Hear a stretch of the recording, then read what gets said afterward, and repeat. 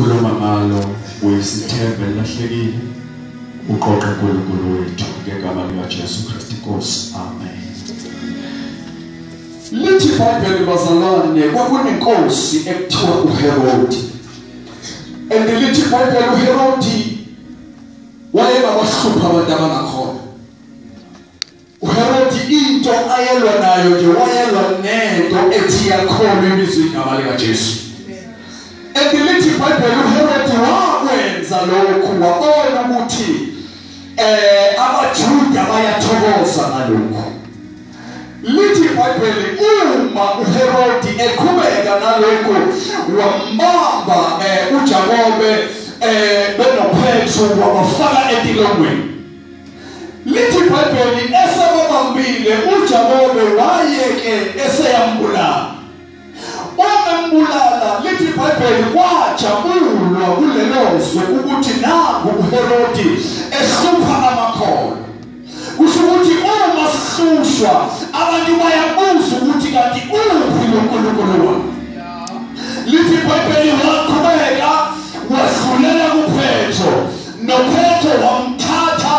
Lithi iBhayibheli wamhlulisa etilongweni wamfaka etilongweni elaliphakathi kwetilongo. Okusho ukuthi bese mfake etilongweni kodwa uyabona ukuthi akwanele. Uyamkhipha etilongweni amfake kulona kodwa usaqhubeka usamfaka phakathi etilongweni elaliphakathi. Amazi sithi ukuthi simfake kweliphi itilongo ngoba kuyenzeka simfake etilongweni sibone ukuthi usanyakaza sikhiphe etilongweni simfake etilongweni elingaphakathi kwetilongo. Lithi iBhayibheli khona sekunjalo kodwa kunebandla elingalele lithandaza. Lithi iBhayibheli uHerodi uma sebambile uPetro kunabantu abajabula ukuthi kunamakholwa ahlushwayo ngoba uma sihlushwa kunabantu abajabulayo. Isitha siyajabula sijabulela ukuthi siyahlushwa. The time bejabula abazi ukuthi izulu liyabuka.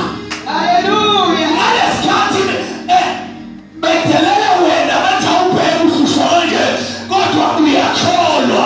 Ungathi bebenza ukuthi i-network yakho nezulu akube sengathi iya ngokunyukela iya ngaphezulu. Lithi iBhayibheli khona sekunjalo.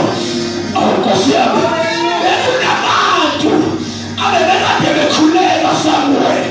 Angikwazi wena ukuthi ukhulekaphi.